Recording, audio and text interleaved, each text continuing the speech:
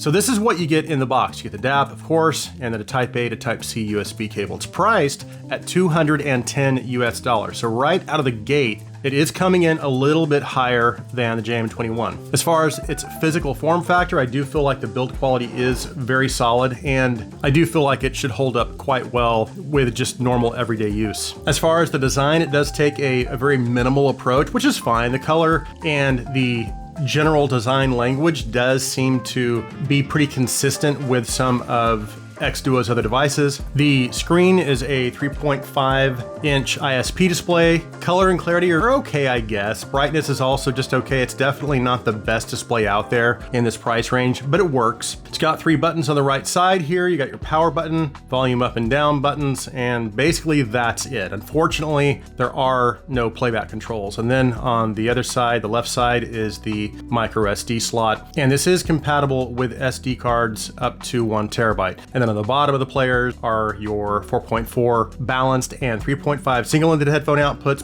plus you have a separate 3.5 line output, and then a USB Type-C input that functions as a charging input or as an audio input. So if you want to, you can send audio to the X5 from a PC or a phone and use it kind of like a dongle. And then as far as wireless connectivity, it does have both Wi-Fi and Bluetooth. Unfortunately though, the Bluetooth version is pretty old. It uses the Bluetooth 4.2. And as for Bluetooth codecs, it can decode SBC, AAC, and LDAC. And then moving on to the internals of the X5, this uses dual CS43131 DAC chips, and it can decode up to DSD 256 and 32-bit PCM. Its power output is pretty decent. It's going to give you 275 milliwatts out of the 4.4 and then 200 milliwatts out of the 3.5. So it shouldn't have any issues driving most headphones. And then as far as the battery life, it's not great, actually. It's going to give you about 10 hours of playback time. The JM21 gives you about 12 and a half. So the battery life could be better. And then it takes about 3 hours to reach a full charge. So feature-wise,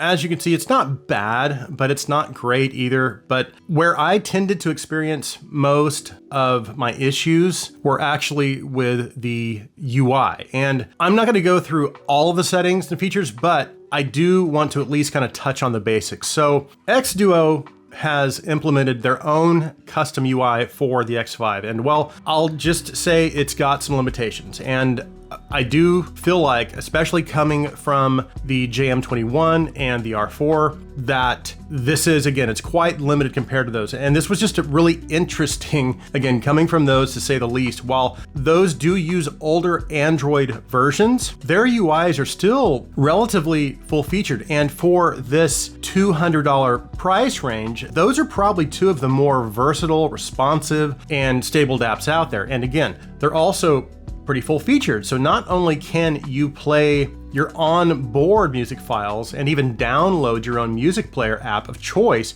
like PowerAmp, you can also download streaming apps like Amazon Music, Qobuz, and stream anything you want. Plus, the JM21 has the FiiO Rune app, so I can use that with my Rune system, which is really nice. So there is definitely a level of versatility and flexibility that you can get with those newer apps that you really can't get with this one. But not having the streaming capabilities, that wasn't even really my main issue. It's really the UI, although there are other pretty decent older budget dApps out there around this price range that do offer streaming capabilities like the Hibi R3 Pro Saber, the R3 II, and I think a couple of others. But in addition, again, those also have a pretty stable and a pretty responsive UI. Plus, they bring other features to the table like Hibi's MSEB audio tweaks. But I said all that to say this. My other major gripe, again, is the lack of refinement with the actual UI. So how would I describe the UI and my overall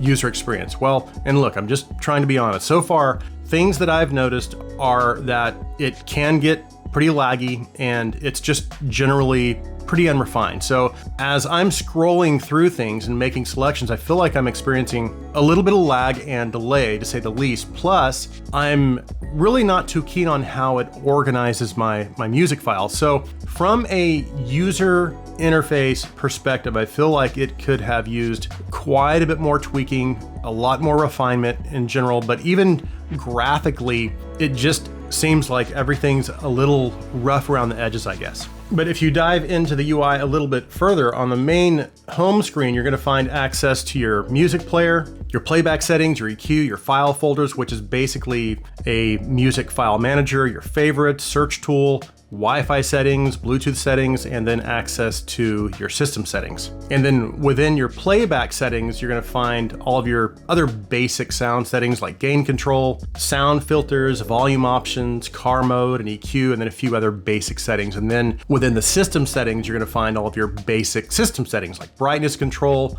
time, date settings, language settings, and so on. And look, I know up to this point, it hasn't been an overwhelmingly positive review, and I have tried to avoid watching other reviews of this device, but it's almost impossible to avoid everything. And even just the thumbnails, if you read through the thumbnails, many of them at least hint or even blatantly state that they feel like this device is a mess. And after using this myself for several weeks now, look, I get it. I have too experienced some of that frustration, and generally speaking, I can understand where they're coming from. And here's the thing, when I approached this review, I didn't want to just dismiss it outright. I wanted to make sure, like every other device, that I properly tested it and that I gave it a chance, because there is still one more very important function or role that needs to be considered before you render your final judgment.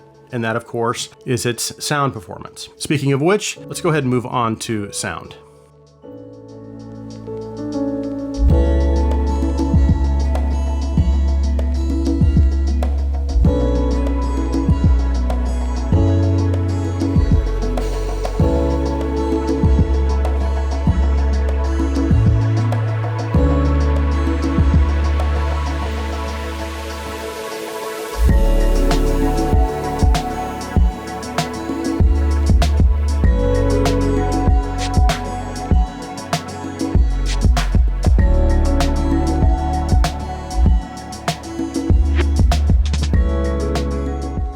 Okay, I know I spent a little bit of extra time on the front end of the video, but I do want to make sure that I give the sound portion of this video proper attention as well. Again, especially since that is arguably the most important function or the main purpose of the X5 anyways. Not the only purpose, but the main purpose, at least in my opinion, again, which is to produce good quality sound. And for this price point, I do think it does that. And I did test it on a lot of different stuff. I tested it with a lot of different IEMs and headphones, ranging from my budget stuff all the way up to some of my higher end sets. And I also compared it with other DAPs and then even some other dongles around this $100 to $200 price point, but also some of my higher end stuff as well, because I wanted to kind of see where its limitations were.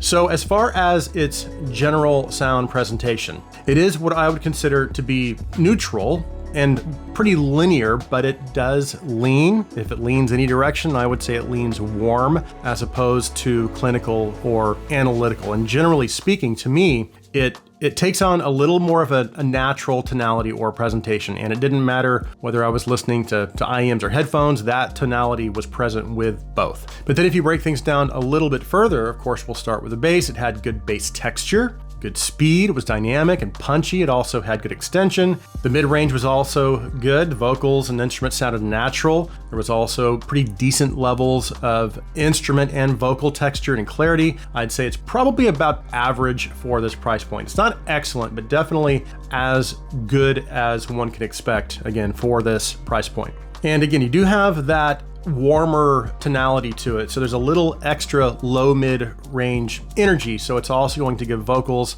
and instruments a little more warmth, a little more richness and weight in their presentation. The treble presentation is also more natural sounding. And while I would say again, it might be a little smooth in its overall presentation and maybe not as airy sounding, I did still feel like its overall treble presentation was energetic enough as to keep things from sounding rolled off. And generally speaking, there was enough treble energy to present basically a complete picture, I guess, so to speak. And then as far as technical performance, when I paired this with my more technical IEMs and headphones, for this being a budget device, while the detail levels, they weren't the best I've heard at this price point, but I do think it was decent. Then as far as staging and layering soundstage, I would say it's probably about average for this price point. I did feel like the stage width was pretty good, but it also gave me pretty good forward depth as well. Now,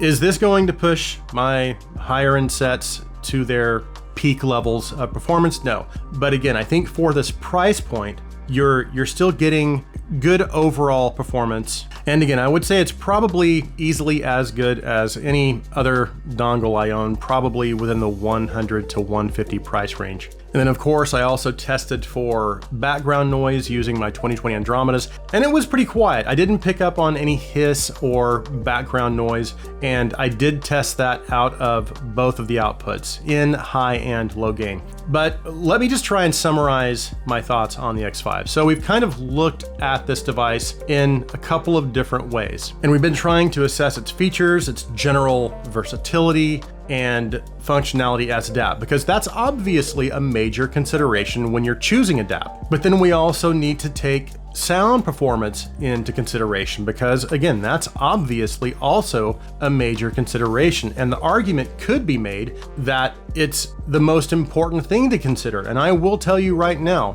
for me, if the X5's sound performance had been better than the JM21 or the Hibi R4 and was performing maybe at the same levels of some of my better dongles like the BTR17 or the M15i, M5 Ultra, then I might be able, I guess, to overlook some of the issues with the UI and its lack of features. But the truth is, unfortunately, that's just not the case. Its general sound performance was about on par with a JM21. And like the JM21, I would say its performance is similar to, again, some of my maybe $100 dongles. And because of that, it does make it a little hard to give the X5 a recommendation. But just to be clear on where I stand on this device, that does not mean I don't think it is a well-engineered device purely from a sound perspective. And I really do believe that when it comes to